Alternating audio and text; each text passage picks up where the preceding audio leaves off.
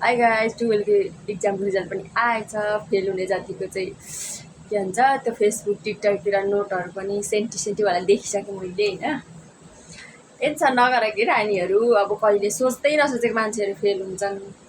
म फेल हुन्छ भनेर कसैले सोचेको थिएन होला, बरु म त फेल भएर पास पनि भइसक्यो, ब्याकमा पास गरिसकेँ मैले। अनि यो रिजल्ट निस्केको दिन चाहिँ कस्तो मान्छेबाट बस्नु भने आफू चाहिँ पास भएको छ अनि त्यो अरू चाहिँ पास भएको छ कि छैन भन्दै गिज्याउनु खोज्ने मान्छेहरूदेखि चाहिँ बस्नु ल।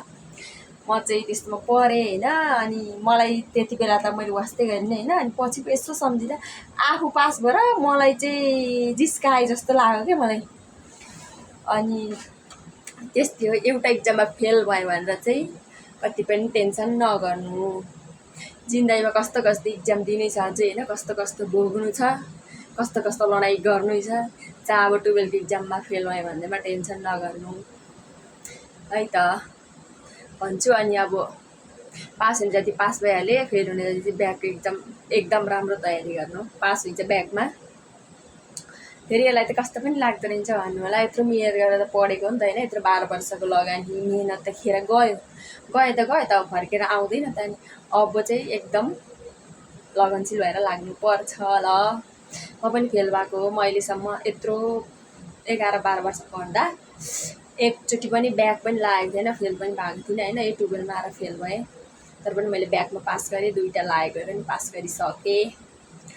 तपाईँहरू पनि टेन्सन नगरिकन पढ्नु, पास हुनु, यो जिस्क्याउने मान्छेहरूदेखि चाहिँ टाढा बस्नु ल।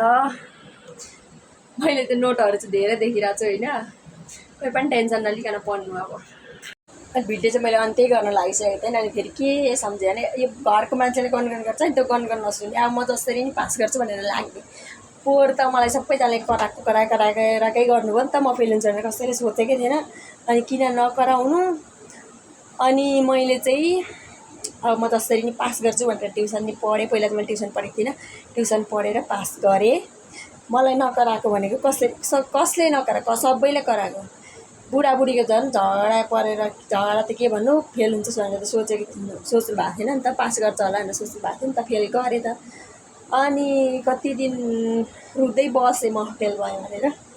मैले जस्तो गल्ती चाहिँ नगर्नु ल, पढेर पास गर्छु भनेर सोचेर पढ्नु। यो घरमा कराउँदै गर्नुहुन्छ, फेल भएको छ नि नकराउने त कसले हो र ल। भिडियो लामो भइसक्यो, बाइ।